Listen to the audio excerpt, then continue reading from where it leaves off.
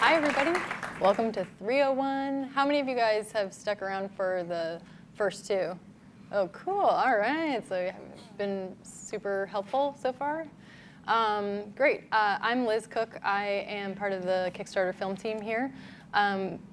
This awesome panel of people has come together to talk about rewards, fulfillment, and sort of navigating the digital distribution landscape within that framework. So I'm just going to quickly introduce everybody, and then we'll get started. Sitting next to me is Chad Walker and Dave LaPentina. They created a fantastic Kickstarter project for a documentary called I Am Big Bird that is a profile of Carol Spinney, who has played Big Bird in Oscar the Grouch for over 40 years. And it's played at several amazing festivals. You may have caught it at Doc NYC most recently. And so thank you guys so much for being here. Next, we have Dylan Marchetti, who's the president of Amplify, an all-rights distributor formed in 2014. It's a merger of his old company, Variance, and a digital aggregator, Go Digital. He's worked with a number of Kickstarter-funded films, including God Help the Girl, which is the Belle and Sebastian narrative musical, which was super fun, that played at Sundance last year. Citizen Coke, an oversimplification of her beauty, and a handful of others. So thank you so much. Next, we have Rachel Seed. Rachel is a photographer turned filmmaker. She's working on her first feature doc and has just finished production and is looking for an editor and some finishing funds. But thank you so much for joining us as well. And Howard. Howard is the incredible producer of so many important films, including How to Survive a Plague and Do I Sound Gay? Do I Sound Gay recently played at TIFF. It's incredible. They ran a really successful Kickstarter project, and so I'm going to have him talk a little bit about that too. So welcome, everybody. Thank you so much. I think where I wanted to start with is navigating distribution. So offering the digital link to the film or a DVD copy of a film is, by and large, the most popular reward in the film category. So this can offer some sort of tricky situations to navigate, with distributors down the road. And so I kind of wanted to get Dylan's perspective as somebody who's worked with a lot of filmmakers on this. Yeah. For sure. Hi, everybody. Thanks for coming out.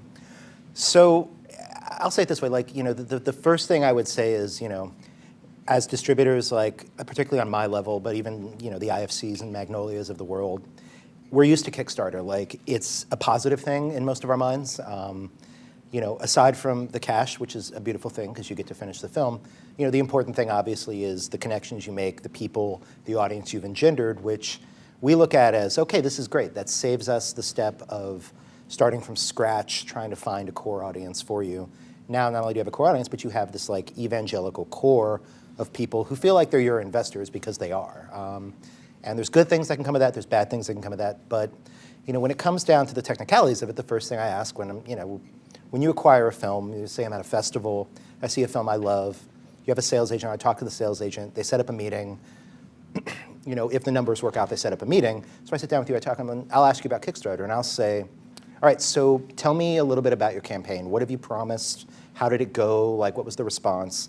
And that's the time to just come clean, because we have had situations, and it's very rare. I would say 80, 90% of the people we've dealt with have been on the level, told us everything. We can go on Kickstarter and look as well. Sometimes there's things that are hidden, not usually. God bless Kickstarter for never taking down the page. What we want to make sure we're not doing is shooting ourselves in the foot off the bat, and we want to make sure that you haven't shot yourself in the foot off the bat, because there are different levels of doing it. There's language that people like to put in there that says at the distributor's discretion or when the distributor makes it available, and that's very, very helpful, because if you promise people, and we've had this happen, we're going to offer everyone a digital download of the film, you'll be the first to see it. That's great if I want to do a day and date release of your movie, but if I don't, then when you tell me that, I have to stop and say, okay, do I want to do a platform release? If I want to do a platform release where theatrical goes 1 week before, 3 weeks before, 3 months before, but you've promised your digital subscribers to see it first, now I have to reinvent film distribution, and that costs money and it takes time, and I may not be able to pull it off. Life itself is a good example of a company that was able to pull that off, but they were also able to book their film at theaters that the company that did that owned. I don't own any movie theaters. So I've got to look into that, and I've got to be honest when I tell a theater that I'm booking your film with or a platform, like, by the way, there are 3,200 copies of this film that are going to go out before it goes to you. That can be a bummer. So I generally recommend limiting it slightly. You don't have to be rude about it. I definitely recommend that you're very careful about physical stuff like your DVDs and Blu-rays. Those are more expensive to do than you think, and I want you to imagine not just the cost of the Blu-ray, because you're not going to burn 3,200 Blu-rays at home. I think everyone's figured that out. But get some estimates for what it costs to burn a Blu-ray, and then consider, will your backers be happy with just a Blu-ray? No, they're going to want a case. You got to find someone to make the case, print the case, pack the case, seal the case, put the case in an envelope, put that sticker on the envelope, account for the postage. That can be $10 sometimes if you do it wrong, and I've seen people do it wrong. So what you don't want to do is back yourself into a corner where you've got an obligation that's in the tens of thousands of dollars to your backers, because depending on the deal for your film, there are some where the distributor will say, all right, you know what, we'll take this part on for you. But there are others where we're like, look, I'll give you a room in my office, but I'm not going to take people off the films I'm working on to ship out 3,200 DVDs.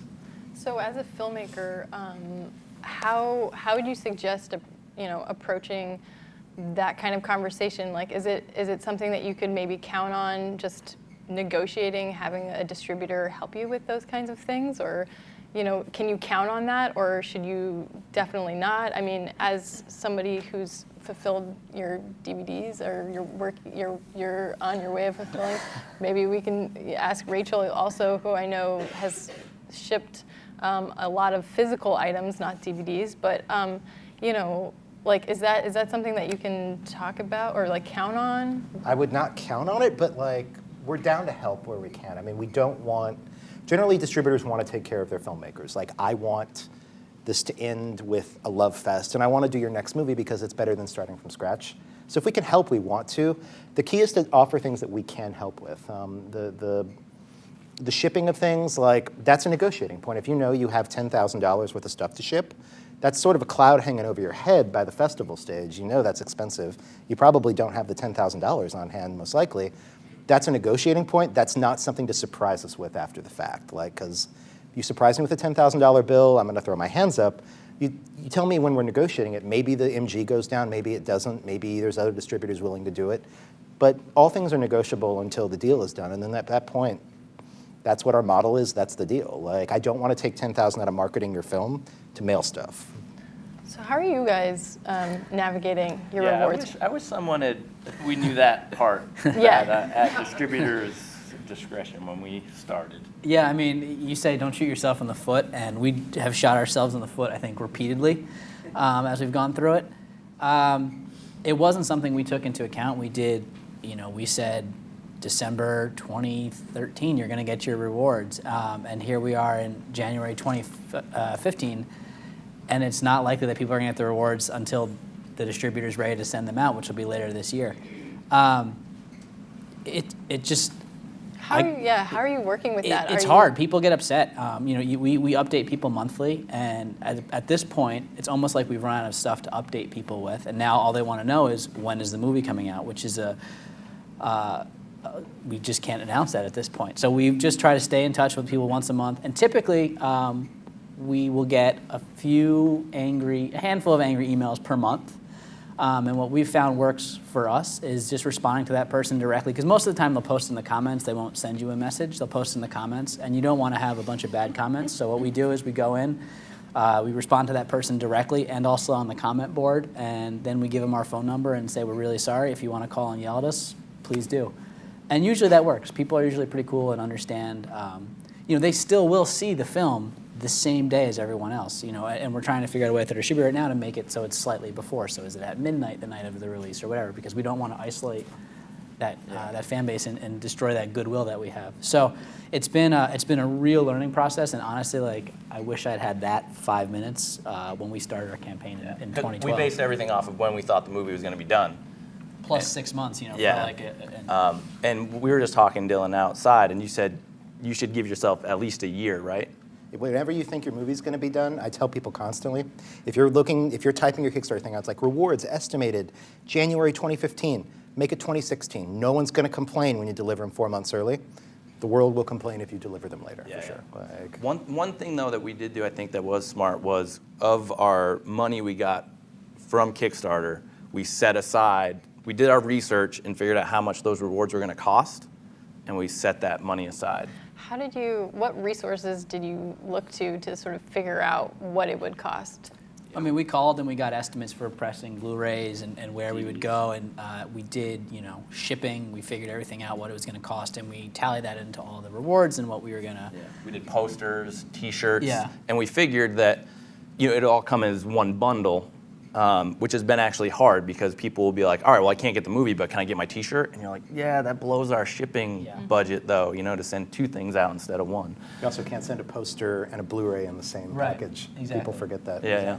Right. So it's been, I mean, that stuff has been, we were good on that, but I think on the over-promising and just sort of blindness that we went into it with, we didn't focus a lot on delivery of rewards aside from figuring out what it was going to cost. We focused more on the beginning of the campaign and how to get it out there. Yeah. I mean, even more granularly, like, how do you know what a T-shirt costs to send to Canada or somewhere else? Like, what do you? Ask the post office. You ask the post office. So Yeah. What was your postage process? has gone up a lot since my Kickstarter campaign. Yeah. Actually, show us what you brought. This Yeah, is pretty I have a little prop from my recent trip to the post office. Is that the USPS? It goes, yeah. And I decided to go to the post office the week before Christmas. I guarantee you I was behind you in line. Really? They hated me at the post office. They hate everybody. Yeah, they hate everybody, but they almost kicked me out that day. I brought a suitcase with about 350 like envelopes with photographs going to like all over the world. I had to fill out about probably 25 customs forms, which I wasn't anticipating, which took probably another hour. So yeah, there were a lot of lessons that I learned during that experience. My big goal was to get everything out before the end of 2014 because my Kickstarter campaign was in 2013 in the summer, and a lot of the rewards were already very late. And so in my push to get them out, it just happened to fall right where the holidays were. But yeah, I guess one thing I didn't anticipate was that I really needed a team of people to help me get the rewards out. And that's another cost that you might have to put some money aside for. I mean, I had an intern. I was literally paying her $5 an hour, which I'm sorry about that, but that's what I could pay her. But even with like 3 people helping, volunteers, it still took, you know, a couple weeks to actually get everything filled. And before I did that, I had to figure out which were the right envelopes to send photographs in so that they didn't get damaged during the shipment to like Japan or wherever they were going. So there's a lot of factors that like you really need to kind of look at the end result and kind of work your way backwards and see all the different things you're going to have to like buy, research, the time it's going to take to, you know, find the right materials, get them all, ship them, et cetera. So there's a lot of little details there. There's a bright side to that, though, which is that unless you've just completely innovated out of the sky, like someone has done this before, and there's a good chance that you know them. I mean, the fact that you guys are at a panel in the middle of Greenpoint on a Thursday night indicates that you know how to use the internet and like talk to each other, which is good, like because your fellow filmmakers have shipped out posters and Blu-rays, and you just learned how to do it, not to do it at the post office. You just learned about custom forms. Like someone else can help you with that, and they can give you their sheet. Most people are totally willing to share information, including people like me. Like I'll tell you what it costs us to send out 2,000 DVDs. And you mentioned distributors helping. There is something that we can do that we didn't mention, which is we probably can get 2,000 Blu-rays cheaper than you can. Like if you haven't made them yet, we'll totally let you buy them at cost from our, you know, people that are going to make them anyway. So there's ways to save money. The challenge is you can't bet on a distributor buying your movie. So you have to plan for the worst and hope for the best kind of scenario. Howard, the Do I Sound Gay campaign is one of my favorite projects that's been on Kickstarter. Sorry. Oh, sorry. The Do I Sound Gay campaign is an incredible documentary, and it was a really fun Kickstarter project. And it also just had such a good mix of physical, digital, and also in-kind, like experiential rewards. Were there any weird surprises on what was most popular, or what did that look like? How did you? I mean, I'll tell you, I brought some great information about our campaign. But while that's opening, just reiterating what everyone else has said here, like think of your Kickstarter campaign, it's a separate production. You have to budget for it like a separate production, and think of it as like pre-production through post. Think of the reward fulfillment every step along the way, including the postage for shipping, just reiterating what everyone has said here. And you just do a budget. If you're gonna make t-shirts, AdLeap is a good cheap place, to make t-shirts. You call them up or you email them and you get a quote. So you just price it out so you get a sense, of how much each of these cost, and then you create a little, table for yourself, and then you can just plug in your numbers. You can actualize it once you get the number of, rewards for each level. So on Do I Sound Gay, most of them were experiential or digital. And reiterating something that Dylan said, like if you're gonna have DVDs or Blu-rays, I've been lucky enough that everything I've made has had distribution, so I just cost it out as, what's the wholesale cost I'll get from the distributor. But again, it's the production that fulfills the rewards. I would never expect the distributor to fulfill the production rewards. So we had t-shirts, DVDs, and Blu-rays, and also reiterating what's been said, say like when distributor makes available, that was very important on Do I Sound Gay, to be clear. We didn't know when, when it would be available, just to make clear that it would be when the distributor says we can do so, because they really are gonna, in that case, drive all your windows and dates. So we offered, and we had a bunch of celebrities who were in the film. So we had, Dan Savage and Tim Gunn. They signed some books, and that was like a $250 fulfillment level. There was an improv master class with Jeff Hiller, who's a stand-up comedian and great character actor in LA, and you could do that in person or on Skype. I think that was $200. 4 of those went. 11 of Dan Savage's books, 3 of Tim Gunn's.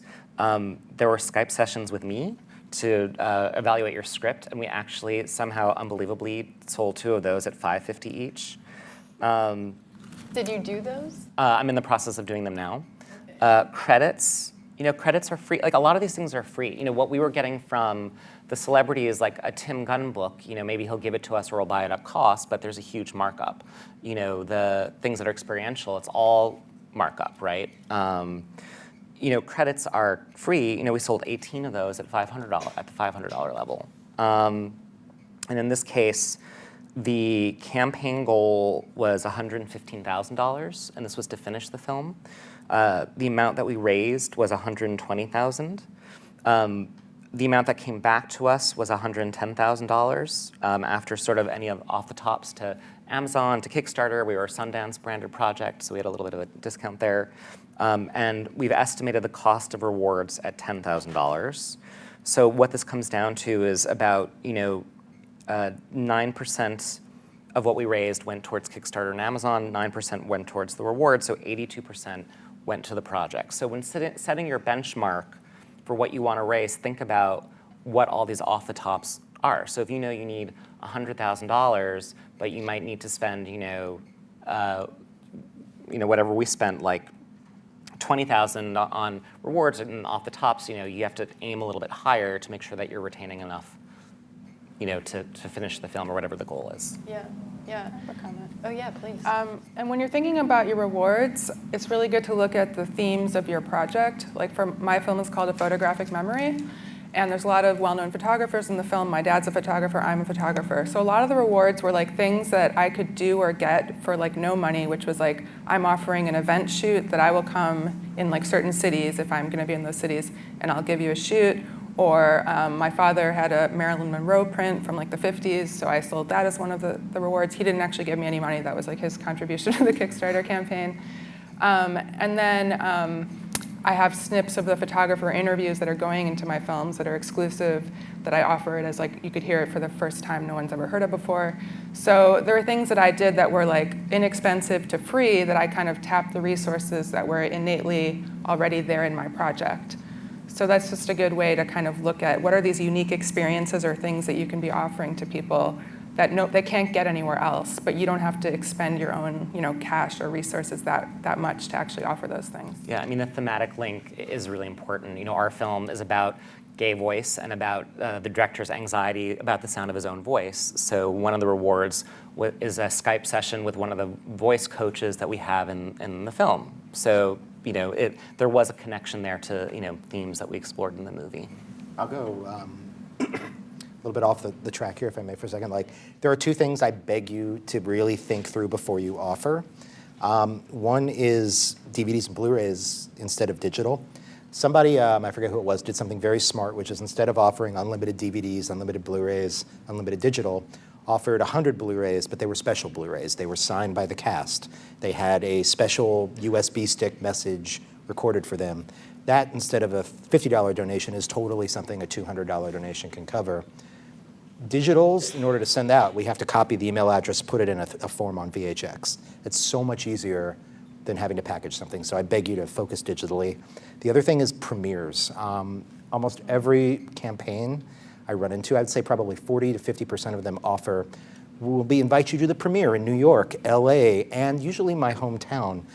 As a distributor, I'm probably not going to premiere the film in your hometown. I want your hometown crowd to buy a ticket to the movie on Friday night. Each of those events is like a $10,000 ding when I see it, because it's hard for me to throw a premiere for less than $10,000, because premiere is not a screening of the film at a theater that we've rented somewhere, which in New York is $2,500. A premiere is the cast will be there and there'll be drinks or something afterwards, and that's expensive. That's not something that you necessarily want to promise. It's very, very tough for a distributor to agree to do that. I've gotten dinged on it. Stuart dinged me on it on Belle and Sebastian. God help the girl. And it's hard to tell Stuart Murdoch no, so we didn't, but. We did that on Do I Sound Gay? We did offer premiere tickets, but they were expensive and limited, and we knew that we were going to premiere somewhere. I mean, I think at the time when we ran the campaign, we knew we were in Toronto, but we couldn't announce it as part of the campaign. So, in all these cases, you have to get there at your own cost. The backer gets there at their own cost, but we will offer the tickets. It might have said, though, like a premiere in New York, and we knew one way or another, whether it was a third-party distributor or ourselves, we were going to have some sort of premiere thing. So that was an easy thing to guarantee. And I also want to ditto what Dylan is saying. I would try to make your rewards as digital as possible. But if there are opportunities to have great tangible rewards like a Blu-ray or DVD, make it something that feels premium, so you could mark it up even higher and retain more of that money. Speaking of all that, I mean, how did you guys price your rewards? Like, was it pretty much like, we need something at 5, we need something at 25, and some other higher ones? Or were you thinking in terms of like, all right, the audience that's going to be interested in this particular thing probably won't be spending a ton, but we could probably have a lot of backer numbers in this reward? We took like a year of researching, and we looked at a lot of other campaigns. And I think Kickstarter provided us with this cool like graph of like what would be the most popular, traditionally DVDs, things like that. We were lucky in that we had a really passionate fan base of people that are either big Sesame Street fans or just Muppet fans, because Carol's work had been across the Muppets, and so he worked so closely with Jim Henson. And on top of that, Carol's an artist, and he will draw Big Bird and Oscar the Grouch kind of nonstop, but they're not really ever for sale except for this one store in Connecticut. And he agreed to do drawings for us, and he had agreed to do a special edition poster. So it was like if someone was saying package the Blu-ray with, make the packaging nice. Carol's doing a special DVD jacket for that. And so we would sell that. I want to say it was like $250 for the Blu-ray that had, some of Carol's short films from the 50s on it, plus his original design for the poster. And so, yeah, we really looked for ways that we could tap into that fan base that, we sort of knew was a fan base that collects pop art, and so we jumped on that. But we also capped it though. Yeah. Because you didn't want all of a sudden people not buying a DVD you could get at cost from your distributor and selling 3,000 custom ones that now we're on the hook for. So, and that makes them go quicker because so there's like, exclusive. oh, there's only 50 of them, I got to get mine now, which is pretty cool. And then if they went right away, you could later on open up more. Yeah. Well, that's what I was as you going to say. went. Is then we watched the trends throughout the campaign. I don't know if you guys did this, but to see what was selling and what wasn't. And then if there was something like a 2-disc Blu-ray that was going or sold out really quickly, we would find a way to offer that and another higher price reward. And that actually worked really well. And that was something that we didn't really think to do until like midway through the campaign, I think. And that really worked well for us to just follow that trend. Yeah, just to clarify, when you're doing a Kickstarter project, you can always add rewards, like you were saying. And a lot of times people do this sort of mid-campaign as like a way to sort of help momentum and sort of bring something new to the table, and you can announce it in an update to your backers. A lot of times we see somebody introduce a new reward, and people that pledged at a lower level might be really excited about what the new thing is and sort of up their pledge to get to that. So sort of think about that kind of thing. But we also, because we knew our fan base too, though, to that point, we did offer, and you touched on it, specific things we knew they'd be super interested in, like Carol's art, like a Skype session with him, sign stuff, things like that. I'm going to ask you guys, working with the subject of your film as also being part of the Kickstarter project, like how would you suggest navigating that relationship? It's weird. Honestly, like as a doc filmmaker, I mean, in the very beginning stages of our career now, and much more so then, I wasn't sure like ethically where that lies, but we got over it. But I mean, Carol was so great. We always say that Kickstarter for this was like meant for this project because we had a built-in fan base that was super passionate, and we had a subject that was really willing to participate in unique rewards. So Carol was psyched. Carol has been sort of in this unknown character for years, and he doesn't look for the spotlight, but he was kind of psyched that it was shown on him. So, we would basically say, hey, would you do this? Would you do that? And he was basically down for whatever. And he's actually really enjoyed it. So Chad mentioned the Skype session we did. We had like this during our premiere at Hot Docs. Like the next day, we had a Skype session with people from all over the world. There were guys in Australia that were in the middle of the night there to get up to talk with Carol. And Carol brought Oscar the Grouch, which was really cool. And he's really enjoyed actually meeting the fans. He doesn't email, he doesn't do social media, so this has been his way to get into it. So for us, it's been really good. On the flip side of that, we had another film that we did sort of simultaneously about the Egyptian soccer team, and we're kind of like, well, we couldn't figure out a campaign around that. What would we offer? We couldn't really get the team or the players involved because of so we didn't do it for that reason. But in this case, I think is a critical part of our campaign is how willing he was to participate. Navigating Sesame Street actually was also entered into it. Yeah. Because it was like Oscar the Grouch can't be seen hawking, DVDs for the film. So like you had to write the script for the intro a particular way so that Oscar was just there and it was funny and charming, but he wasn't like, hey, give money to these guys. And all the rewards had to be just about Carol and what Carol could provide versus you're going to get, we couldn't say, for example, you're going to get a signed sketch of Big Bird because that's a Sesame licensed character. So if Carol chooses to do a sketch of Big Bird and that's what he sends, and that's fine. Interesting. And along those lines, I mean, a lot of your project, Photograph of Memory, has archival stuff, I imagine. And so what was the situation like clearing for I got into stills? big trouble during my Kickstarter campaign, but it was sort of like no publicity is bad publicity kind of situation because basically all of the New York photo editors, like New York Times, New Yorker, got really excited about the project while it was coming out. And that was one of my biggest assets during the campaign was approaching all these photo bloggers and getting them to blog about it. And I could see the numbers on the back end of the Kickstarter campaign rise steadily as those blogs came out. And I was like, wow, blogs are super powerful. That was like a huge lesson. But what happened was, as the New York Times was publishing, probably shouldn't talk about this too much there, but one of the institutions I had been working with, who actually owns part of the copyright to the interviews, like basically shut it down. New York Times had published twice. They were going to publish 2 more blog posts about it, and which was like I was just like, yes, go, And then basically that institution just shut them down. They're like, no. They just basically said no. And I had been trying to be like really upfront with them and had told them like I was doing this project, I was doing a Kickstarter, but they were just kind of like, oh yeah, whatever. But then as soon as the New York Times was interested, they were like, oh, wait a second, why aren't we making money off of this? She's making money off of this. So it became a thing, definitely.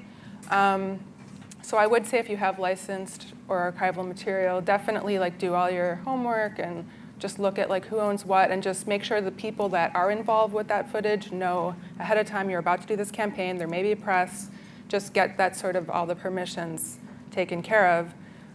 In the end, everything turned out okay with mine, but I'm still working out rights and it's complicated. You mean licensed material that was in your trailer, your Kickstarter trailer? Actually, well, there were very short snips of interviews that my mother did with photographers that were in the trailer. But it was more that the New York Times was publishing, they actually published an excerpt of one of the interviews. Right, That was and you separate didn't have from the permission. trailer. You didn't have permission to grant to them. The thing is, ICP had given them permission. Right. Sorry, I just said the name, but yeah, they gave them permission. But so it just turned into this big deal, basically. Yeah. Howard, did you find any weird surprises come out of your campaign? Were there any rewards that were like popular that you were like, what on earth? Or ones that you were like, this is gonna really go fast and then nobody showed up? Or I mean, I would have been really embarrassed if we couldn't sell any of my Skype sessions. That would have. what are you gonna talk to people about? What's that gonna sound like? Feedback on their script, hard truths. No, I mean, everything sold pretty well. I mean, it was a really successful campaign, overall, I have to say. I think, Rachel made a really good point about talking, like, you really do have to think about the rights issues. Make sure you have clearances for everything that's in your trailer, especially, because you never know when it's going to get excerpted and get circulated, so you want to make sure that you've dealt with that. And you definitely want to let people know if they're in the documentary or in the project, but even more importantly, if they're going to be in that trailer and it's excerpted from your film, that this is happening. Even if they don't have approval, you want to get their buy-in, because you don't want like Celebrity X saying, what is this? I think there are campaigns that I'm not going to talk about where that's come up and it's made headlines not in a good way, but it got sorted out, right? So I think.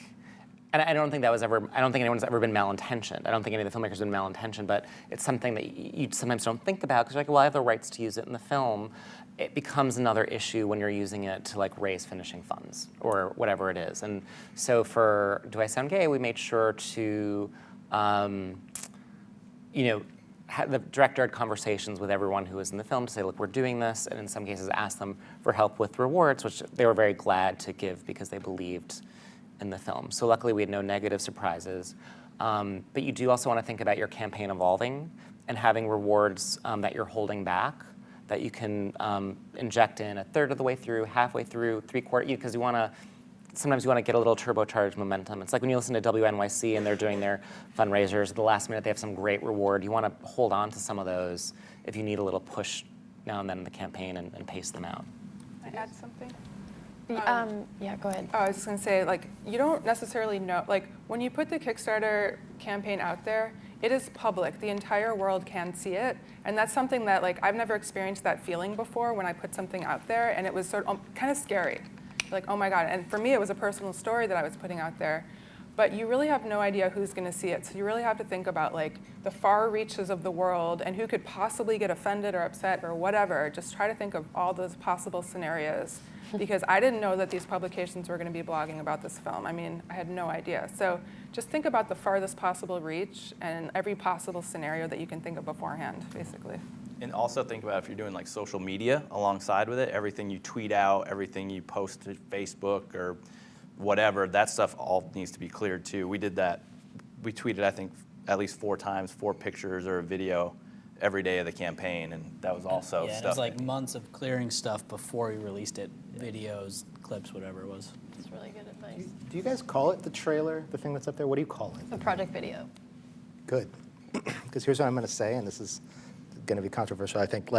Please don't make a trailer. I don't care if your film is done. I don't care if the film is halfway done. I will never be able to get that trailer out of the minds of people. The worst one is when someone made a proof of concept and put it up there. This isn't the film, but the film will look like this, but more expensive. and we're going to make an expensive trailer, and we want that to be what represents your film. You have to find a balance between showing your backers what you're going to get and remembering that this isn't coming down, and the internet is forever, as we all know from our drunken nudie pictures. Like, it's stapled to your resume. It's on your job resume. It's attached to your film everywhere you go. If you make a bad poster, if you lie about your cast, if you mess up, this doesn't go away. And I can't fix it, and it has driven me bananas on a couple of films. Like, please be gentle. Yeah, I would agree with that. I think it's more personal if you yourself as a filmmaker are, engaging the audience too. Absolutely. However uncomfortable that can be. It was super uncomfortable for us making it, and we had Oscar in the video too. Added pressure So to really- act with Oscar. It was a great project video. It's kind of fantastic. But you're like reaching out to your audience, and I think it's more personal that way. I'm gonna pause us here and open it up to see if there are any questions in the audience. We have a mic coming around. I see one up here. Yeah, I'd like to speak to you, amplifier. Just I didn't get your name. I'm Yes. Dylan. Dylan. I wanted to ask about the warning against sending out DVDs and Blu-rays because of piracy, because you don't have control over things like that. Is digital a better way where you can, it's password protected? I'm saying like Vimeo Pro or VHX. Is that preferable for a campaign? I mean, look, the thing about piracy and indie film, and I know that this is probably not the industry line, I tend to view it as like if someone wants to pirate your film, you should feel so lucky. So keeping that in mind, like any 12-year-old with like a modicum of computer skills will be able to crack your DVD, rip your Blu-ray, rip your VHX, rip your Vimeo. It's all cracked if they want to put it on torrent. I'm having a little heart attack because I'm putting out Kimiko the Treasure Hunter in 2 months, and I just sent out 800 awards DVDs today, which I don't normally do before a film is out. Will the film make its way to BitTorrent? I do not know. I hope not. But my issue with you guys sending DVDs as a reward has very little to do with piracy.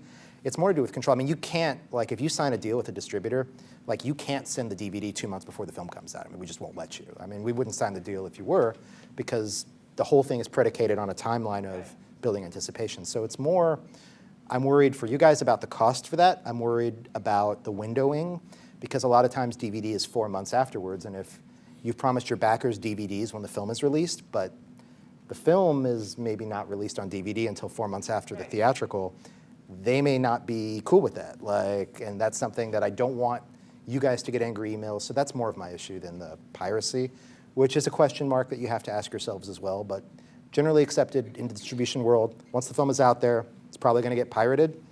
Maybe they were going to buy it, maybe they weren't, maybe they will. Okay, well, I didn't know that you could pirate VHX or Vimeo Pirate Pro. anything. Oh, goodness, okay. You could Thank pirate you. this panel. Please don't. Hi, guys. 2 quick questions. So, once you've successfully funded a Kickstarter campaign, you can send out a questionnaire to collect the information from all of your backers, right? But you can only do this once. You can only send it out en masse, like once, right? And if you forget something, it means following up with however many people who have backed you. So, are there things that you wish you would have asked in that original questionnaire, things that we should think about when putting that together? And then, second question, if I may, especially when mailing things out, you want to be able, I guess, to prove that you've shipped something. Do you feel that it's worthwhile to maybe triple your cost to send, things via certified mail, or how did you deal with that if that came up? So the first question, I asked like a ton of questions on mine because I was concerned about that. And a couple questions I asked that I was really happy I asked. So one was like, how did you hear about the project?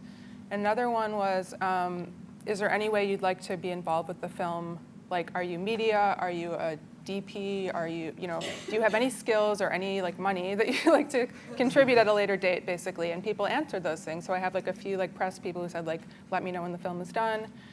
So it's just a really great resource and record to have. And then of course like address, email, all that kind of stuff. But those were sort of, I asked a few questions. Because I think they have to answer all of them in order to like submit it. So you're kind of like, it's like a captive audience right there. That's a tool in the internal like on the back end of Kickstarter. So when you run a project, you'll have access to that survey tool, and it's relatively straightforward in how you can put it together. But that's what we're all referring to. And then about the postage question, I had a lot of international people sign on, and I had read a lot of horror stories about people not adding enough for shipping. So I was like really like, oh my God, I'm going to add like way more than I think I need. So I did that. I would definitely pad it. And as he was saying as well, as Howard was saying, like, you know, it's going to be probably more than you're expecting. And I just, yeah, definitely do that.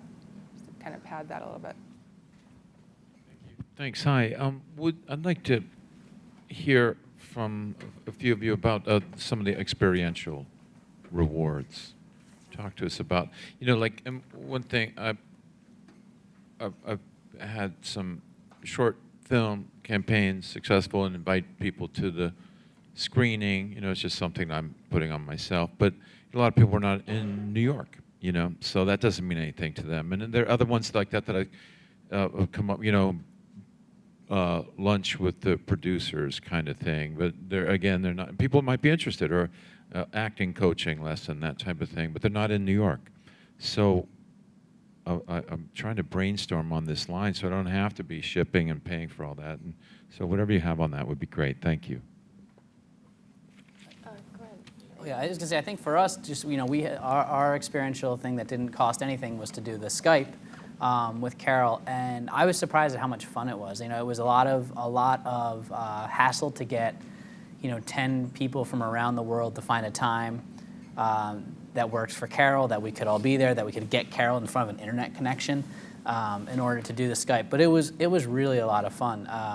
And you know, I'm actually really intrigued by what Howard was saying about how they're doing these like lessons over Skype and everything. I think that's really cool. It's not something I would have thought of. But I think, you know, we have someone that's going to go out to dinner with Carol in New York. But yeah, it has to be in New York. I have something to add to that. So if you have like cities where you find yourself throughout the year, like frequently, like I'm from Chicago, so I go back there 3 times a year. I've lived in Louisville, so maybe that's a place. I listed like 3 or 4 cities. Like I will do a photo shoot in Chicago, New York, Louisville, London, like places that I would normally be. And often you're going to have networks in those places anyway. So chances are the person who's going to give you $500 for a photo shoot, as for me, is going to be somewhere that I'm probably going to be.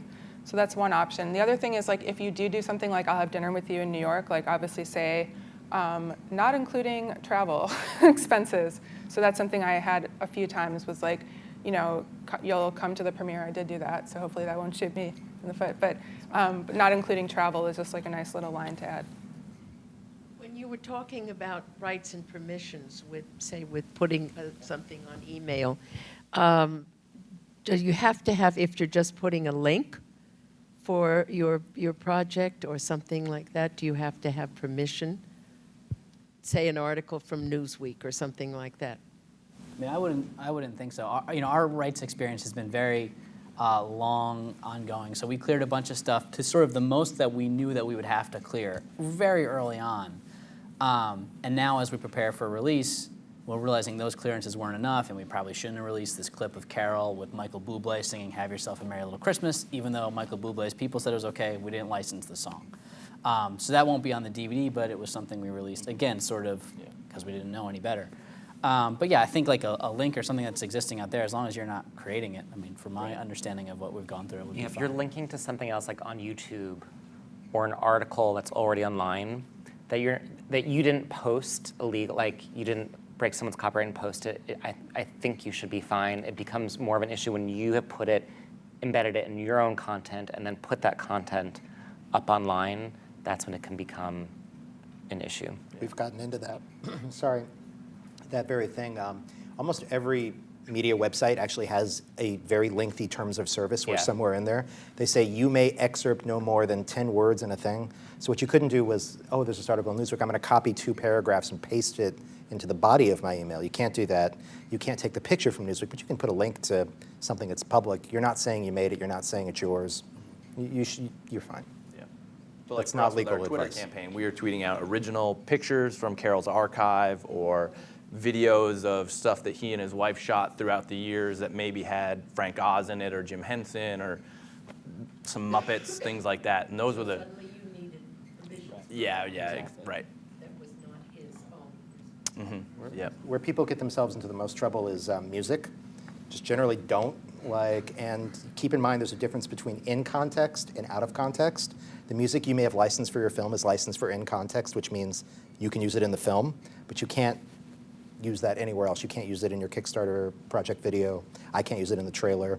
That's what gets more people in trouble than anything I've seen on the Kickstarter side. Thank you guys so much. I know there's probably a handful of other questions. We can answer them all outside. So really appreciate you guys for sticking around. Thank you guys so much for your help and expertise.